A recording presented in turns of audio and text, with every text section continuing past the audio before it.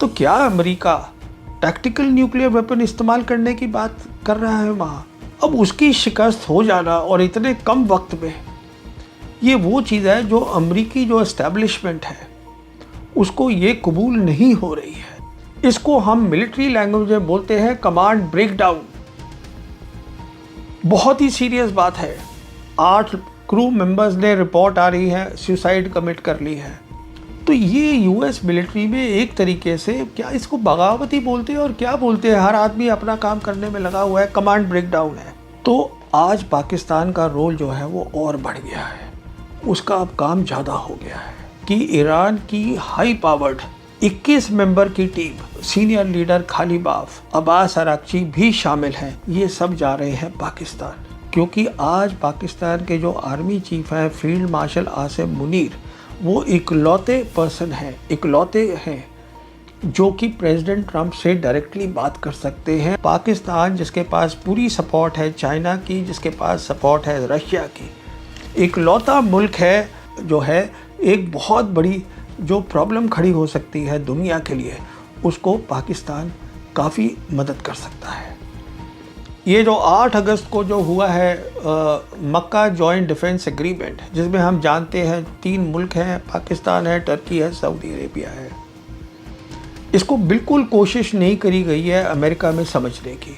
बहुत सारे हवाई जहाज गए हैं, सरकारी हवाई जहाज यूएई के, कोई $3 बिलियन कैश लेकर तेहरान गए हैं ईरान को देने। करीबन 2 टन गोल्ड है वो जाके ईरान को दिया है। क्यों? क्योंकि ये कह रहे हैं कि हम आपके साथ अपने रिश्ते जो है सुधारना चाहते हैं। बेदू की एक ख़ास बात क्या है, बहुत ही एडवांस्ड है, जीपीएस से जो अमेरिका की है उससे बेहतर है। इतना स्ट्रॉन्ग सिग्नल है कि जो अमरीकी इलेक्ट्रॉनिक वॉरफेयर है या साइबर है इसमें इस्तेमाल नहीं हो पाएगी, कि हिंदुस्तान और पाकिस्तान की जो तकदीर है वो जुड़ी हुई है। एक रैली एड्रेस कर रहे थे न्यूयॉर्क में प्रेसिडेंट ट्रंप। उस रैली में उन्होंने ये ऐलान कर दिया कि हरमुज़ हम जानते हैं कि ईरान के कब्ज़े में है, कि वहाँ पर हमने शिकस्त दे दी है ईरान को। तो ये तो वो पहले भी बोलते रहते हैं। नई बात ये बोल दी कि बहुत जल्दी मैं ऐलान करने वाला हूँ कि जो स्ट्रेट ऑफ हरमुज़ है वो अमेरिकन टेरिटरी है, कि वो अमेरिका का है। बहुत बड़ी बात है ये, क्योंकि अगर अमेरिकन प्रेसिडेंट ये बोलता है कि स्ट्रेट ऑफ हरमुज़ अमेरिका की टेरिटरी है, इसका मतलब अमेरिका को उसको डिफेंड करना है। हरमुज़ हम जानते हैं कोई आम ताम जगह नहीं है, वहाँ से गल्फ़ का 20% ऑयल और गैस दुनिया को जाता है। गल्फ़ जो है, जो हरमुज़ है, वो ईरान की टेरिटरी है और 2 बड़ी ताकतें आज दुनिया में, चाइना और रशिया, उसको सपोर्ट करती हैं इस बात को। हम ये भी जानते हैं कि जो हरमुज़ है वो ईरानियन मिलिट्री के कब्ज़े में है और रहेगी। कोई तरीका नहीं है कि अमेरिका जो है, अमेरिका की फ़ौज उसको वहाँ से हटा सके। तो सवाल ये है फिर प्रेसिडेंट ट्रंप ने ये बात ऐलान क्यों की है? एक बात तो तय है कि प्रेसिडेंट ट्रंप बहुत बौखलाए हुए हैं और वो लाजमी भी है। 10 कारण दूंगा कि क्यों बौखलाए हुए हैं। पर दूसरी बात यह है, फिर भी ऐसा बोलना ये बात को संकेत करता है कि क्या कुछ बातचीत चल रही है अमेरिका के अंदर। क्या प्रेसिडेंट ट्रंप अपने सीनियर मिलिट्री कमांडर्स के साथ कोई रास्ता ढूंढ रहे हैं किस तरीके से हरमुज़ को खोला जाए या ईरानियंस को वहाँ शिकस्त दी जाए। अब मिलिट्री ताकत से तो हो नहीं सकता, तो क्या अमेरिका टैक्टिकल न्यूक्लियर वेपन इस्तेमाल करने की बात कर रहा है वहाँ? मैं जानता हूँ ये हंसी, लोगों को हंसी आएगी इस बात पे, पर हमें इस बात को थोड़ा संजीदगी से सोचना चाहिए। कारण उसका ये है कि देखिए, अमेरिका इकलौता मुल्क है दुनिया में जिसने न्यूक्लियर वेपन इस्तेमाल करे हैं, किसी और मुल्क ने नहीं करे। और दूसरा कारण ये है कि अमेरिका वो मुल्क है जो वर्ल्ड वॉर 2 जीता, कोल्ड वॉर जीता, पूरी दुनिया में यूनिपोलर में इकलौती सुपर पावर था।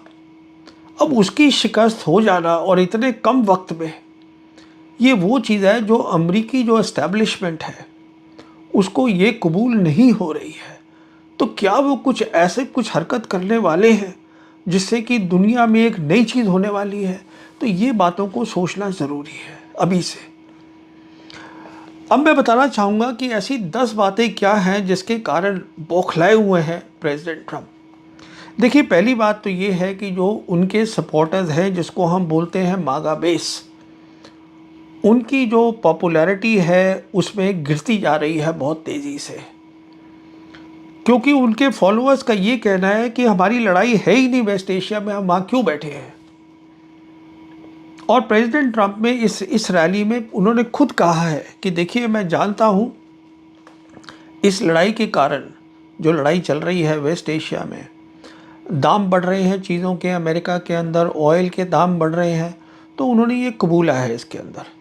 पर वो ऑब्वियसली सोच रहे हैं कि मुझे इसको, लड़ाई को ख़त्म करना है जल्दी। दूसरी बात यह है कि देखिए, 3 नवंबर को अमेरिका में बहुत ही अहम मिड टर्म इलेक्शंस हो रहे हैं, जहां नई यूएस कांग्रेस तय होगी। अब अगर वो जो यूएस कांग्रेस में आते हैं मेजॉरिटी, वो डेमोक्रेट्स हुए, इनकी पार्टी के नहीं हुए, तो प्रेसिडेंट ट्रंप के लिए बहुत सारी मुश्किलें खड़ी हो जा सकती हैं। ये भी उनके दिमाग में चल रहा होगा। तीसरी बात यह है कि प्रेसिडेंट ट्रंप ने खुद साइन किया है 17 जून को एमओयू ईरान के साथ। अब प्रॉब्लम क्या है कि उस एमओयू में, जिसमें 14 पॉइंट्स हैं, सारे पॉइंट्स वो हैं जो ईरान चाहता था, क्योंकि अमेरिका लड़ाई हारा है। पर दिक्कत ये है कि अमेरिका के अंदर जो लोग हैं वो इसको कबूल नहीं रहे हैं। वो ये कह रहे हैं कि प्रेसिडेंट ट्रंप ने क्यों साइन किया उसके ऊपर, अमेरिका जो है इस तरीके से शिकस्त नहीं मानेगा। और प्रेसिडेंट ट्रंप को खुद लग रहा है, क्योंकि बहुत ज़्यादा ईगो है, कि मैं लूज़र कैसे दिख सकता हूँ कि मैं हार गया। इसीलिए उन्होंने साइन करने के बाद फिर से लड़ाई शुरू कर दी। चौथा कारण है कि इजराइल के लीडर्स और प्रधानमंत्री नेतन्याहू खुलेआम आज कह रहे हैं कि प्रेसिडेंट ट्रंप लड़ाई बंद कर दे, इजराइल लड़ाई बंद नहीं करेगा, वो तैयार ही नहीं है उसके लिए।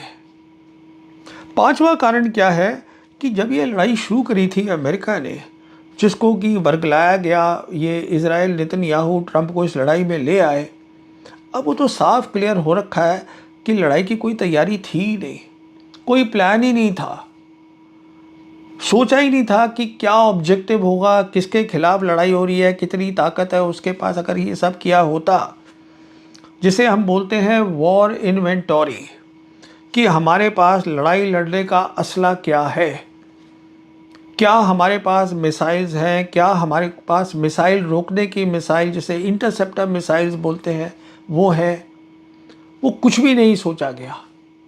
और अब तो रिपोर्ट्स आ रही हैं कि जो 39 डेज़ की एयर वॉर हुई थी शुरू में, उसके बाद जो सारा उनके स्टॉक्स हैं मिसाइल के, इंटरसेप्टर मिसाइल्स के, बहुत ज़्यादा कम है, तो लड़ाई कैसे लड़ी जाएगी। अगला कारण क्या है, छठा कारण बहुत ही इम्पोर्टेंट कारण है। जो सेंट्रल कमांड है अमेरिका की, जो यहाँ लड़ाई लड़ रही है वेस्ट एशिया में, जो उसके कमांडर हैं एडमिरल ब्रैड कूपर, वो खुद भी बयान दे रहे हैं, और उनके दफ्तर से बयान जो है सोशल मीडिया पे आ रहे हैं। और बयान ये है कि हमको ये लड़ाई जारी रखनी चाहिए। ये पोजीशन जो है वो इजरायली फ़ौज की है, ये पोजीशन जो है वो इजरायली मिनिस्टर्स और नेतन्याहू की है। ब्रैड कूपर जो कि यूएस मिलिट्री के हैं, अगर उनकी ये असेसमेंट है, ये सोच है, तो उनको ये पब्लिक नहीं करनी चाहिए, सोशल मीडिया पे नहीं देनी चाहिए। उनको ये बतानी चाहिए अपने सीनियर कमांडर को, जो कि जनरल केन है, chairman joint chiefs of staff. वो नहीं कर रहे हैं ये। इसको हम मिलिट्री लैंग्वेज में बोलते हैं कमांड ब्रेकडाउन। बहुत ही सीरियस बात है। यूएस मिलिट्री का टॉप कमांडर पब्लिकली वो कह रहा है जो ट्रंप नहीं चाहता। ट्रंप वो लड़ाई बंद करके बाहर जाना चाहते हैं, सीरियस मामला है। सातवां कारण देखिए, किसी भी मुल्क के पास जो एयरक्राफ्ट कैरियर होते हैं, और ख़ासकर जो अमेरिका के एयरक्राफ्ट कैरियर हैं, वो अमेरिका की शान है। अब ये रिपोर्ट्स हैं कि जो अब्राहम लिंकन एयरक्राफ्ट कैरियर है, जो कि पिछले 250 दिन से समुंदर में है, सिर्फ एक बार पोर्ट कॉल करा है, जिसके ऊपर 5,000 जो है वो फौजे हैं अमेरिका की। वहाँ पर मोराल लो है, खाना नहीं मिल पा रहा है। 8 क्रू मेंबर्स ने रिपोर्ट आ रही है सुसाइड कमिट कर ली है। क्रू मेंबर्स की जो फैमिली है वो बात कर रही हैं सोशल मीडिया पे कि जो है वहाँ बहुत दिक्कत हो रही है हमारे वहाँ पे जितने भी लोग हैं उनको। तो जो सेक्रेटरी ऑफ वॉर हैं अमेरिका के पीट हेग्सेथ, उनका काम है इसकी डिटेल में जाना, पता करना क्या हो रहा है और उसको ख़त्म करना उस दिक्कत को। वो पब्लिकली कह रहे हैं कि कुछ भी नहीं है ऐसा, मोराल भी जो है वो कम नहीं हुआ और सब कुछ ठीक ठाक है। तो ये यूएस मिलिट्री में एक तरीके से क्या इसको बगावती बोलते हैं और क्या बोलते हैं, हर आदमी अपना काम करने में लगा हुआ है, कमांड ब्रेकडाउन है। अगला कारण सुनिए, 8वां कारण, ये जो 8 अगस्त को जो हुआ है मक्का जॉइंट डिफेंस एग्रीमेंट, जिसमें हम जानते हैं 3 मुल्क हैं, पाकिस्तान है, टर्की है, सऊदी अरेबिया है। इसको बिल्कुल कोशिश नहीं करी गई है अमेरिका में समझने की। अमेरिका के जो एनालिस्ट हैं वो अभी भी लगे हुए हैं कि इसके में जो लिखा है अटैक ऑन वन, अगर एक पे अटैक होगा तो तीनों उसमें लड़ाई में शामिल हो जाएंगे, जो कि नेटो में होता है आर्टिकल 5 में। ये वही बन रहा है, वो नहीं है। मैं समझा चुका हूँ अपने हिंदी के वीडियो में, ये जो जॉइंट जो attack on one attack on all जो है वो यूनाइटेड नेशन के अंडर है, वो नेटो नहीं है, वो अलग चीज़ है वो।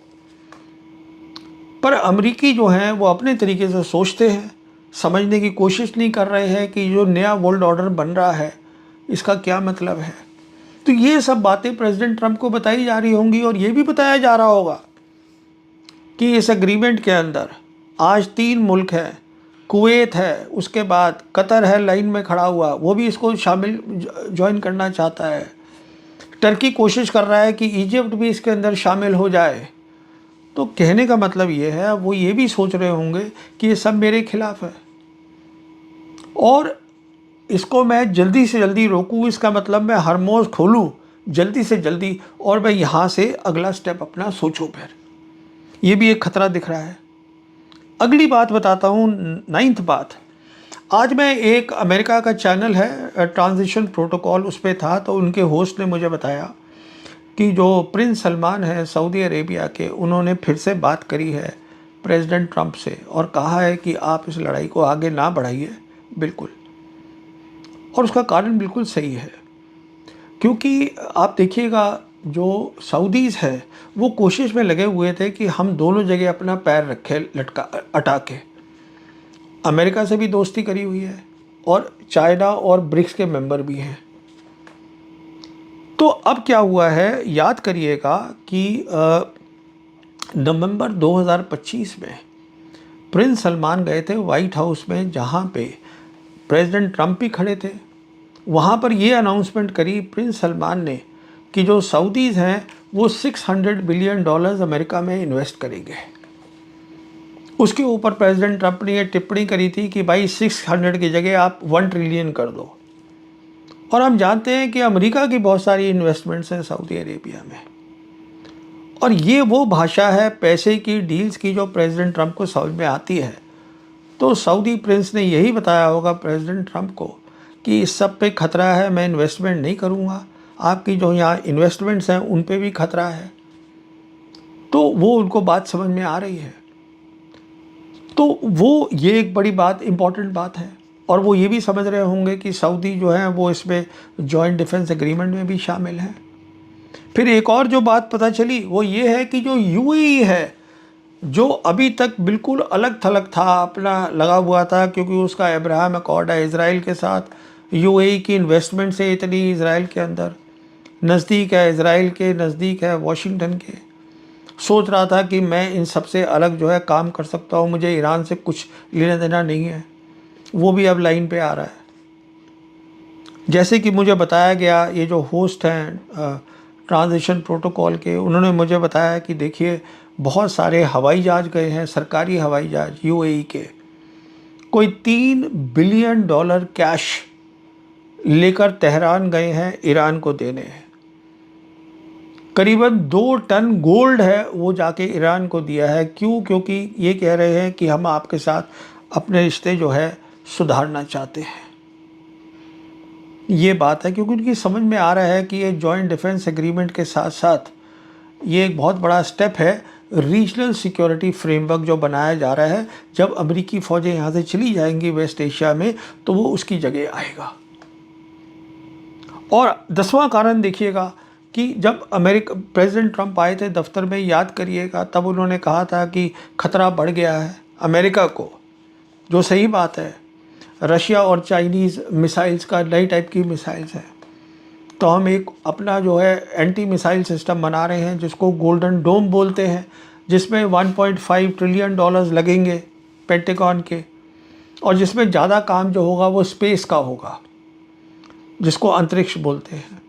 अब जो उनके 4 स्टार कमांडर है स्पेस फोर्स के अमेरिका के, वो बयान दे रहे हैं कि हमारे को तो फंडिंग ही नहीं मिली, काम कैसे होगा इसके ऊपर गोल्डन डोम पे, क्योंकि वो सारी फंडिंग तो इस लड़ाई में लग रही है वेस्ट एशिया की। तो ये 10 मसले तो हैं ही जो उनको परेशान कर रहे हैं प्रेसिडेंट ट्रंप को। उसके अलावा बड़ी परेशानी ईरान से आ रही है। ईरान ने जो अपनी शर्तें हैं हरमुज़ को खोलने की वो और सख्त कर दी हैं। वो कह रहे हैं हम तभी खोलेंगे, पहले तो आप ये अपना नेवल ब्लॉकेज हटाइए, हमारे ऊपर से सारे सैंक्शंस हटाइए, जिससे कि ईरान जो है फ़ौरन अपना तेल, अपना गैस, अपने पेट्रोकेमिकल्स वो दुनिया में बेच सके। अपनी फ़ौजों को वेस्ट एशिया से निकालिए। हमारे जो आपने दबा के चोरी करके जो एसेट्स रखे हुए हैं करीबन 12 बिलियन डॉलर्स के, उसको आप रिलीज़ करिए। उसके बाद वो ये बोल रहे हैं कि जो लड़ाई इज़राइल कर रहा है लेबनान में हिजबुल्लाह के साथ, और जो कर रहा है गाज़ा में हमास के ख़िलाफ़, उसको बंद करवाइए, जो नहीं करवा सकते प्रेसिडेंट ट्रंप। नेतन्याहू सुनता ही नहीं उनकी बात। और फिर वो कह रहे हैं कि जितना हमारा आपने नुकसान किया है लड़ाई में करीबन 300 बिलियन डॉलर्स, उसको आप भरिएगा, उसके बाद हम खोलेंगे स्टेट ऑफ हॉर्मुज़। हम नहीं खोलते। और उसके साथ साथ क्या हुआ है, खबर भी और आ गई है ईरान के अंदर से। खबर आई है कि जो ईरान के सुप्रीम लीडर हैं मुश्तबा खमेनी, वो अपने टॉप कमांडर से मिले हैं। मिलिट्री के जो सीनियर कमांडर्स हैं उनको चेंज किया गया है। अब जो सेक्रेटरी हैं उनके सुप्रीम नेशनल सिक्योरिटी काउंसिल के, उनको बनाया गया है, जिनका नाम है जनरल मोहसिन रिज़ाई। ये पुराने IRGC के कमांडर हैं, मिलिट्री के कमांडर हैं, और बहुत हार्ड लाइनर माने जाते हैं। उनको नियुक्त कर दिया गया है। तो क्या किया है ईरान ने, एक तो ये पब्लिकली बताया है कि मीटिंग हुई है सुप्रीम लीडर के साथ। एक ये बताया है सबको कि देखिए मिलिट्री जो है उसमें हमने तब्दीलियां करी हैं, उसको हमने और कमांड को ताकतवर किया है। और तीसरी इम्पॉर्टेंट बात ये बताई है कि जो अब मिलिट्री है, ईरान की मिलिट्री अभी तक सिर्फ डिफेंसिव एक्शन कर रही थी। मतलब अगर US मिलिट्री कुछ कर रही थी तो वो उसके खिलाफ उतना ही काम कर रही थी। अब कह रहे हैं हम ऑफेंस करेंगे, हम अपना काम भी करेंगे। अब ऑफेंस कहाँ करेंगे सोचिएगा। देखिए ऐसा है कि जहाँ तक स्टेट ऑफ हॉर्मुज़ का ताल्लुक़ है, जो हम जानते हैं पूरे कब्ज़े में है ईरान मिलिट्री के, उनकी नेवी के।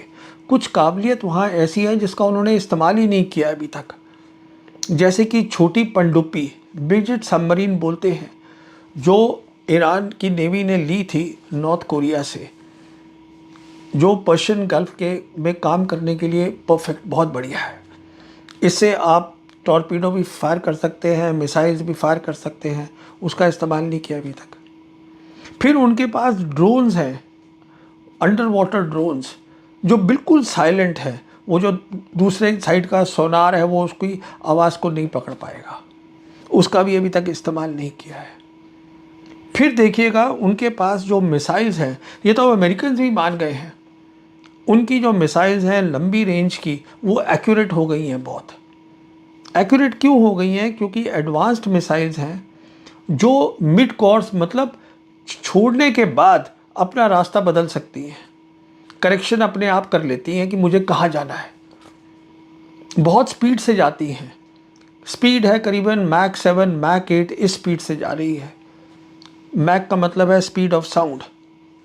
फिर जो वहाँ पर जो मिसाइल पहुँचेगी, एक तो मान लीजिए इजराइल है, उनके पास इंटरसेप्टर नहीं है, कमी है, और दूसरा उस मिसाइल में क्योंकि वो अपना रास्ता बदल लेती है, कोर्स करेक्शन कर लेती है, वो उनके जो एयर डिफेंस सिस्टम्स हैं वो उनको इवेड कर देगी, उससे अलग निकल के टारगेट पे जाके हिट कर देगी, वो कर सकती है।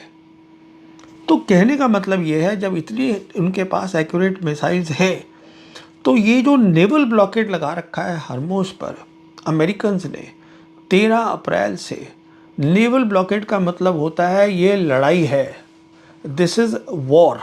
जब आप नेवल ब्लॉकेड लगाते हैं, अभी तक ईरानियन चुप बैठे थे। क्या ऑफेंस का मतलब है कि अब वो अपनी मिसाइल इन पे दागेंगी जो यहाँ पर इनके बड़े बड़े जहाज है वहाँ पर।